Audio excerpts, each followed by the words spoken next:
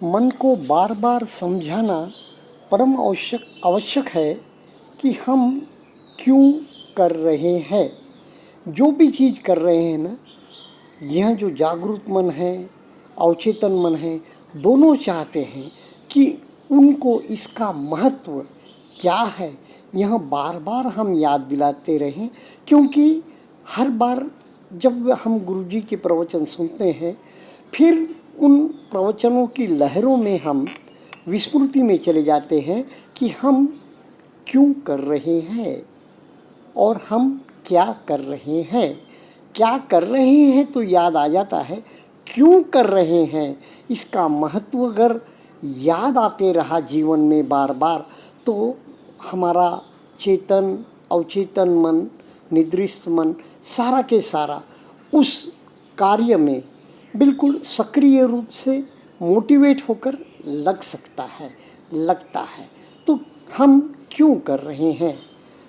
एक बात तो सीधी है, निर्वाण का साक्षात्कार या फिर मुक्ति, मोक्ष, यह बातें बहुत ऊंची है, ठीक है, लेकिन इनके प्रति प्रेरित होकर कोई इतना बड़ा उपक्रम रोज का करे, यह सिर्फ उसी को संभव है जो कि जिसको कुछ पारलौकिक ज्ञान या सचमुच पुनरपि जन्मम पुनरपि मरणम का सबसे बड़ा दुख समझ में आ गया है।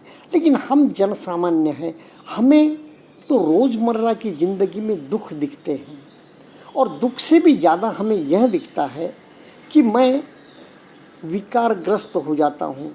विकारग्रस्त होना, यह भी बात बहुत ऊंची लगती है। पहली बात मुझे ध्यान में आती है, मैं क्रोधित हो जाता हूँ। बाह्य परिस्थितियाँ मेरे नियंत्रण में नहीं है, उससे मैं व्याकुल हो जाता हूँ। बार बार क्रोधित होकर मैं जानता हूँ कि उससे मुझे नुकसान होता है, उससे मेरे अपने ही मेरे से दूर चले जाते हैं, या मेरे क्रोध की वजह से मुझे फिर से पछतावा करना पड़ता है, या फिर मेरा क्रोध मेरे जीवन पर बुरा असर डाल रहा है, मेरे व्यवहार पर बुरा असर डाल रहा है। ये सबसे बड़ा रीज़न होता है। फिर दूसरा ध्यान में आता है काम विकार, लोभ विकार, स्वार्थ विकार, फिर द्वेष तो क्रोध का ही रूप है, मत्सर, ईर्ष्या, ये द्वेष के क्रोध के ही रूप है। तो यह सब ध्यान में आते हैं, और यह ध्यान में आने के लिए भी साधक की बहुत बड़ी, व्यक्ति की बहुत बड़ी पुण्य पारमी हो तो ही ध्यान में आती है, वरना वो तो बार बार उसी में उलझता रहता है, भवसागर में गोते लगाते रहता है, कभी इधर कभी उधर थपेड़े खाते रहता है, पर उसे यह ध्यान में नहीं आता कि मेरी व्याकुलता का, मेरे दुखों का कारण क्या है। यह विकार ही मेरे दुखों का कारण है, यह उसे बिल्कुल ध्यान में नहीं आता।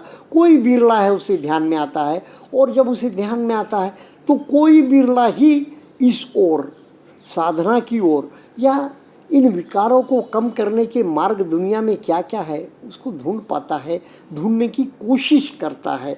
तो अब हमने यह विकार है, यह क्रोध हमें दुखदाई है, या सारा जगत, ये बाह्य जगत जो भी है हमारे बस का नहीं है।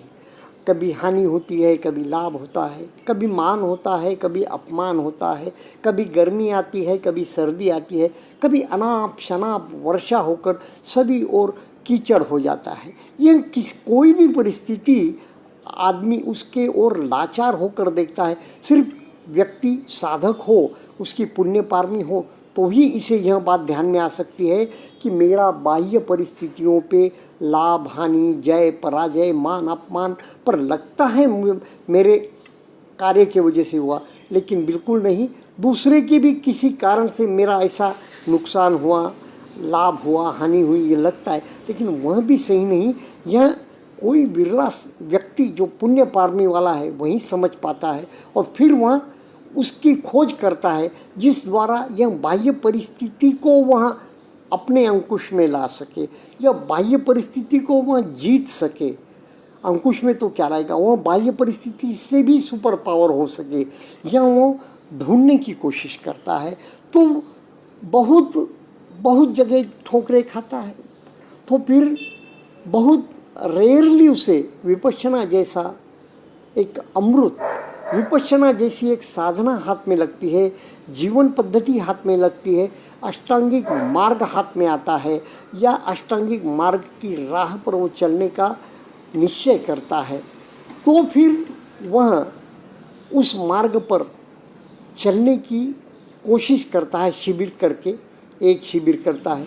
तो यह क्यों आवश्यक है कि जब वो देखता है कि बाह्य परिस्थिति पर मुझे विजय प्राप्त करनी है, या बाह्य परिस्थिति से मुझे ऊंचा उठना है, या बाह्य परिस्थिति यह संसार दुखालय है, तो फिर वो विपश्यना की ओर मुड़ता है।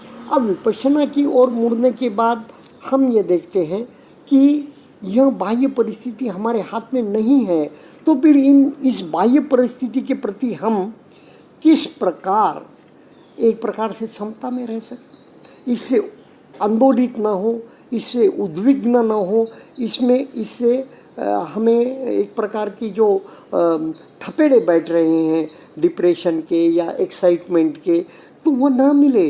इसलिए हमें समता में रहना है, हमें स्थितप्रज्ञ होना है, इसे हमें तटस्थता से देखना आना चाहिए। बाह्य परिस्थिति बदलते रहती है, और जैसा कि एक रंगमंच को हम देख रहे हैं, एक आदि फिल्म हम देख रहे हैं, उस प्रकार हम क्या निश्चल होकर उस फिल्म के पात्रों से एक रूप न होते हुए, उस नाटक के किरदारों से उस नाटक के किरदार में न समाते हुए, किसका पक्षधर न होते हुए, सिर्फ हम देख सकते हैं क्या परिस्थिति को, घटना घट रही है, जाना जा रहा है, केवल दर्शन, मात्र दर्शन कर सकेंगे क्या हम। तो ये विपश्यना विद्या हमें यह सिखाती है। और वह कहाँ सिखाती है? बाह्य परिस्थिति को तो आप बाद में देखोगे, पहले आपको आपकी आंतरिक परिस्थिति, आपकी काया, मन को भी बाद में देखिए। आपकी काया, कम से कम शरीर, यह रूप स्कंद, यह पंचेंद्रियाँ तो भी वश में है क्या आपके? बाह्य पंचेंद्रियाँ तो फिर इसे हम एकत्र करके अधिष्ठान लेकर एक जगह 10 दिन के लिए ठहरते हैं, फिर 1 घंटे के लिए हॉल में सामुदायिक साधना में बैठते हैं और 10 दिन तक मौन रहते हैं। अधिष्ठान है, इससे हम बाह्य इंद्रियों को वश में करते हैं, और मन के द्वारा मन को भी हम वश में करने में लग जाते हैं, क्योंकि मन ही है जो इन सब को नचाता है, बाह्य और आंतरिक तादात्म्य लाता है। तो यह मन को हम देखते हैं, मन को जानते हैं, तो समझते हैं कि मन भी वश में नहीं है। यह शरीर भी कहाँ बैठ पाते हैं अधिष्ठान में बराबर, कितनी बार, तो यह शरीर भी हमारे वश में नहीं है। जिसे मैं कहता हूँ मन, वह वश में नहीं, जिसे मैं कहता हूँ शरीर वश में नहीं, तो बाह्य परिस्थितियाँ कैसे वश में आएगी? फिर इस ओर फिर पहले मन को तटस्थता से देखता है, शरीर को तटस्थता से देखता है, अनित्य बोध जगाता है, उदयव्यय का बोध जगाता है, और समता स्थापित करने की कोशिश करता है। जब मन और शरीर पर समता स्थापित करता है, तो ही बाह्य जगत को समता से देख पाता है और